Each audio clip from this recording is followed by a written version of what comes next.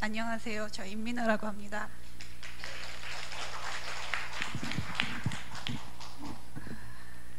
저 마이크 조정 좀 뒤로 빼줬으면 좋겠는데요.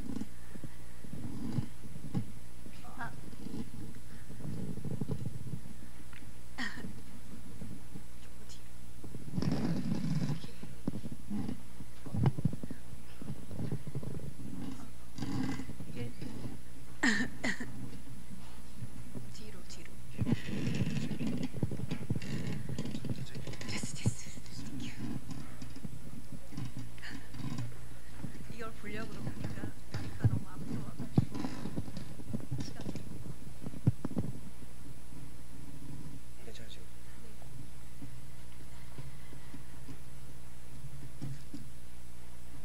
네, 시작할게요. 그림. 네, 저는 이제 화상이라는 참혹하고 질기고 차진 어둠이 나로 하여금 어떤 별들을 만나게 했고 또 어떤 별을 켜게 했는지. 두 번째. 네, 저는 2018년도 3월 말에 화상을 당했고요. 전신 51%의 42%의 심재성 화상 경험자이자 생존자입니다. 그날의 기억은 지금까지 꽁꽁 봉인되어 있습니다. 그렇지만 지금은 그날을 그 자리에 두고 돌아 나온 상태입니다. 왜냐고, 왜 나냐고, 세상에게, 운명에게, 또 나 스스로에게 더는 묻거나 반문하지 않습니다. 참담하지만 그에 머물러 있지는 않으려고, 또 지금 여기에서 행복하려고요. 사실 가볍냐 중하냐에 상관없이 몸과 마음과 영혼이 동시에 산산이 어그러지고 부서지는 것이 화상 경험입니다. 화상 재건이 미용 성형의 범주에 있는 어이없는 우리의 현실 속에서 화상은 단지 경제적인 문제만은 아닙니다.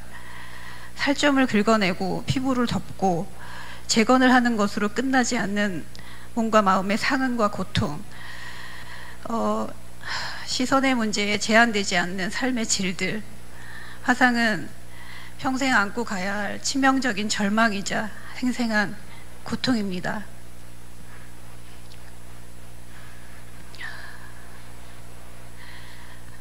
원주 기독병원 외상센터에서 그리고 한강성심 응급실과 중환자실에서 나는 처절하게 혼자 싸웠습니다. 철저하게 혼자라고. 이 고통, 이 상처 그 누구도 대신할 수 없는 거니까 혼자 도망치기도 하고 부정하기도 하고 화내기도 하고 울기도 하면서 발버둥 쳤죠. 비명과 눈물과 좌절이 그때의 내 일상이었습니다. 그 와중에 나는 살아남았고 지금은 화상 경험 1년 반 차의 아기입니다. 사실 재건 수술만 하면 좋아질 거란 기대는 번번이 부서졌죠. 좋아지는가 싶으면 다시 곰두박질 치는 절망을 롤러코스터처럼 타고 있습니다. 지금도. 내년 1월부터 다시 오른쪽 팔목을 시작으로 팔꿈치, 겨드랑이, 목 수술할 예정인데요. 미용이 아니라 기능의 문제를 해결하는 수술이라도 언제 끝날지 기약은 없습니다. 어찌되었든 시간은 가고 있고 처음과 지금을 비교를 해보면 사람 됐다고들 하십니다.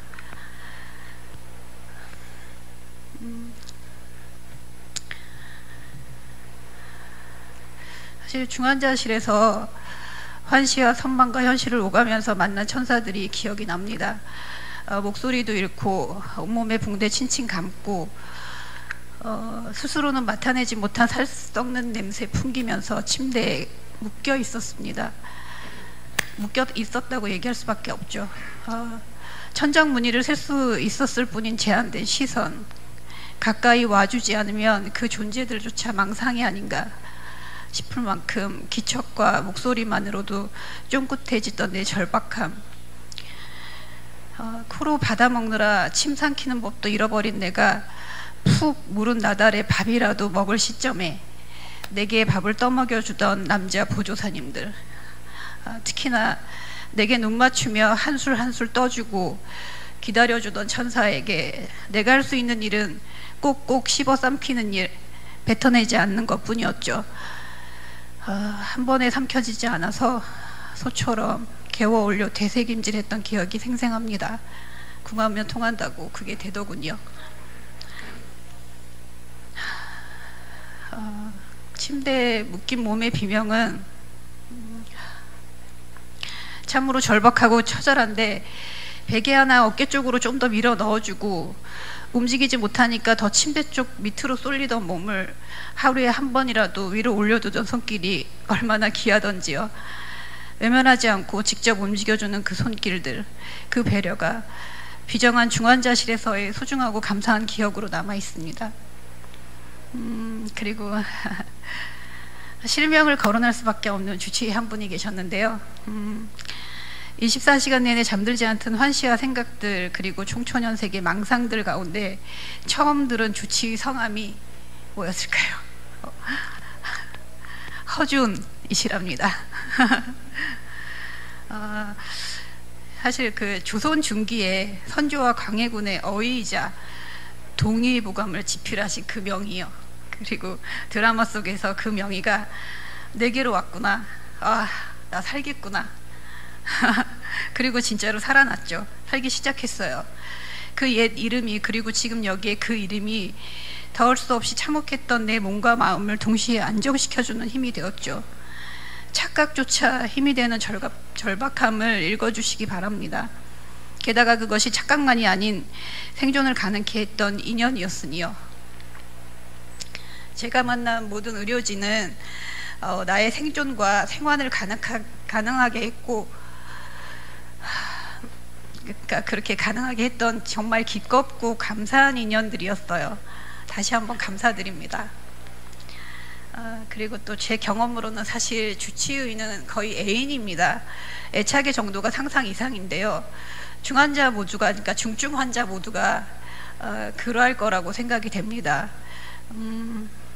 작은 관심에도 큰 행복감을 느낀다는 것, 그것이 제3, 제4의 치료이고 치유 과정임을 한 번 더 알아주시기를. 그러니 환자의 얘기를 들어주고 소상히 설명해주고 또 매일 아침 저녁으로 회진을 도는 그런 의술과 은품을 고루 갖춘 주치의께 드리는 찬사와 애정은 퍼부어서 드려도 모자랄 것 같습니다. 병동 간호사님들 감사합니다. 말로 모자라죠. 그리고 치료사님들, 참혹한 상처와 비명이 난무하는 병실과 치료실에서 사실 상처도 상처고 고통도 고통이나 부끄러움에 몸을 꼬는 여자 환자들에게 이렇게 말씀한 남자 치료사님이 있었어요. 우리를 기계라고 생각하세요. 좋아지실 거예요. 힘내세요. 라고 말해주던 남자 치료사님 계셨고요. 조금 더 시간이 지나서 명징한 눈빛과 말을 건네는 환자에게는 농담도 건네주고 받아도 주면서, 그런 분들이니까 진짜 울면서도 웃게 하는 모든 이들에게 어찌 감사하지 않을 수 있겠어요. 그리고 당사자도 당사자지만 가족의 고통은 정말 말로 다할 수 없겠죠. 미안하고 고마울 따름입니다. 이제 그 마음을 제 변화를 통해서 이야기하고 싶습니다. 그간의 제 삶의 태도는 무심이었습니다. 세상 이치나 도리에 대한 감각은 있었지만 당연의 그늘에 머물렀어요. 그저 세월을 흘려보냈죠. 그런 내가 사고 후에 달라졌어요. 사랑하는 마음을 입이 아니라 가슴으로, 말로, 행동으로 표현하기 시작했죠. 가족 하나하나의 존재가, 그 존재 자체가 너무 감사하고 소중했으니까요. 전에는 협소한 인간관계 속에서도 타인에게는 접대용 서비스라도 있었지만 알겠거니 당연하거니 하면서 방치했던 감정들을 따뜻하고 정성스럽게 드러내기 시작한 거죠. 그리고 환우들은 제게 또 하나의 다른 가족입니다. 이렇게 이제 울면서도 웃게 해준 가족들과 환우들이 있어서 나는 지금 살아있음으로 다시 삶을 다시 시작하는 법을 배우고 있고 또 실행하고 있다고 말할 수 있습니다. 그리고 서두에 철저하게 혼자만의 싸움이었다고 언급했습니다만 혼자가 아니었습니다. 가족이, 의료진이, 복지팀이, 환우들이, 그리고 사회공동체가, 또 국가가 나 하나를 위해 같이 싸워줬고 마침내는 웃게 해주었습니다. 그렇기에 더더욱 지금의 나는 감사하는 자입니다. 진정 감사함을 아는 내가 지금 할 수 있는 일은 내 몸과 마음을 불러 미안하다고, 견뎌줘서 고맙다고, 토닥토닥이면서 건강과 안녕을 빌고 함께해준 그네들, 개인과 단체, 공동체의 이름과 얼굴들을 일일이 호명하면서 건강과 안녕을 비는 일, 아마도 이 일은 내 평생의 염이 될 것 같습니다.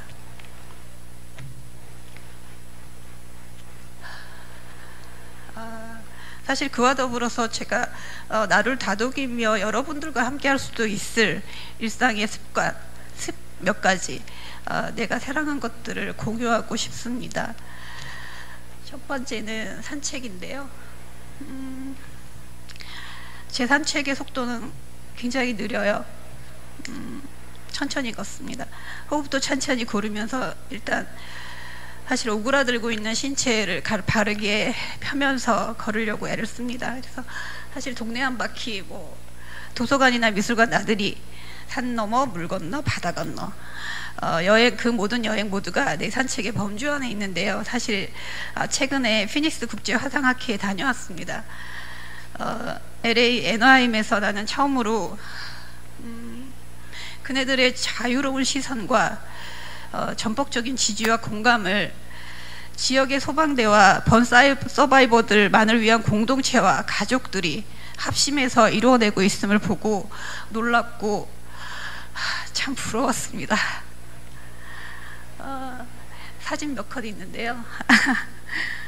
제밥이기도 한데요. 짬짬이 함께한 여행지에서의 우리들의 모습이고요. 그 다음에 두 번째는 화상학회에서 이제 처음에 아름다운 행진에서 제가 사실 존중과 자유감을 만끽을 했고요. 마지막 파티에서는 이제 제가 팔을 드러냈네요. 그리고 이제 또 사진 그리고 그 강의 사진이 없어가지고 제가 바바라 여사님과 함께한 사진을 갖고 왔는데요. 스텝스 강의 등등 굉장히 인상적인 강의들이 많았고요. 행복한 경험이었습니다. 그래서 사실 환우 여러분들께 한강성심복지재단에서 제공하는 환자들의 몸과 마음과 사회 복귀를 위한 프로그램들이 굉장히 많이 있습니다. 적극적으로 참여해 보시기를 감추합니다. 그리고 이제 두 번째는 책 읽기가 먼저인가요? 사실 오래전부터 해왔던 것인데 사고 이후 더욱 한층 더 즐겁습니다. 지금은 불교 관련 서적이나 소설 위주로 읽고 있습니다. 독서는 사실 내가 나에게 주는 휴가이자, 두 번째 그림을 보시면 아니요 그 사진 그대로, 그리고 이제 상상의 나래를 펼쳐주는 순간이고, 또 그런 책비 실컷 한번 맞아보는 시간도 좀 가져봤으면 좋겠다는 생각을 했습니다. 그리고 그 다음에 사실 그 읽는 즐거움 못지않은 게 쓰는 즐거움인데, 자기 글을 쓰거나 필사를 하거나 필사에 더해서 이제 자기가 수집한 문장들이 좀 영감을 함께 쓰는 이제 콜렉트북이라는 게 있습니다. 그걸 한번 직접 해보시기를 권해드려요. 작가의 글을 통으로든 문장으로든 내 글씨로 써내려간 공책의 존재는 또 다르게 나를 풍요롭게 하는 것 같습니다. 그리고 캘리그라피, 배움으로 갈까요? 이제 사실 배움은 끝이 없고 120세 시대죠. 새로운 도전은 그 자체로 가치가 있다고 봅니다. 저는 지금 캘리그라피의 수목을 접목해서 수목 캘리를 배우고 있고 공부도 다시 시작해 보려고 합니다. 찾아보면 국가와 여러 단체들에서 지원하는 배움의 길들도 많이 열려 있습니다.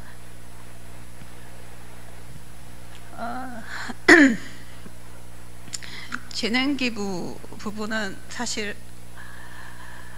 재능이라는 게 그 작가급의 특출난 재능 물론이죠, 있겠죠. 그리고 그런데 그것뿐만이 아니라 함께 할 수 있는 취미와 그리고 시간, 관심, 돈 등등등 나눌 수 있는 모든 것이 저는 재능이라고 생각해요. 그래서 크던 작던 가진 것으로 다 할 수 있는 것으로 나누는 삶, 아마도 이게 인간으로 사는 존재의 이유 중에 하나의 답이 되지 않을까 저는 생각합니다. 그리고 고전해요. 제가 사실 그 몸 다독임이라고 해서 하는 습관 중에 하나가 취미라고 감히 말할 수 없는 게 있는데요. 이제 음악과 함께 내 몸에게 말 걸기, 다독이기, 그 정도 차원의 움직임이 제겐 취미입니다. 행복하죠. 비트의 호흡과 몸의 언어를 실는데 그러니까 재활 중이다 하면서 심신을 달래고 있습니다. 그리고 음악은 장르 불문이고요. 자, 그래서 이제 마지막으로 네, 앞서갔어요. 네.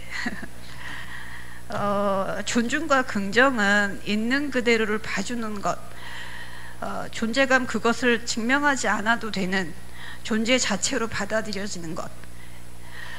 그래서 행복감의 원천은 존중받는 것이고 무한긍정의 대상이 되는 것인데 나의 성취나 실패와 상처 상관없이 모두를 함께 기뻐해주고 아파해주는 사람들과의 관계망 속에서 더 커진다고 합니다. 화상은 참혹하고 차지고 지독한 어둠입니다. 화상에서 생활한 우리는 그러므로 이미 놀라운 존재입니다. 이미 스스로 반짝이고 있는 존재임을 자신에게 그리고 서로에게 매번 북돋는 사람들이기를 바랍니다.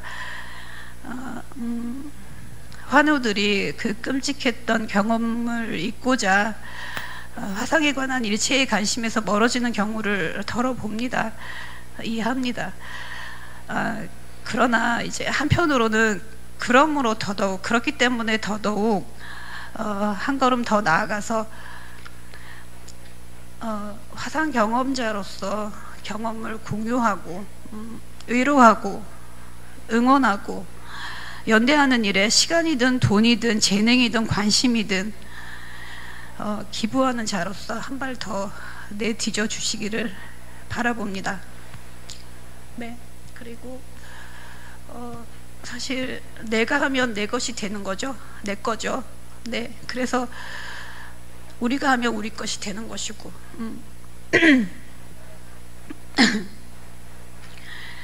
그래서 내가 나로서 즐겁게 누리고 또 기꺼이 함께 나눌 수 있는 것들이 뭐가 있을까 한번 찾아보시고 찾고 또 그리고 그에 따른 헌신이 자발적인 선택과 사랑 속에서 계속되어지기를 바랍니다.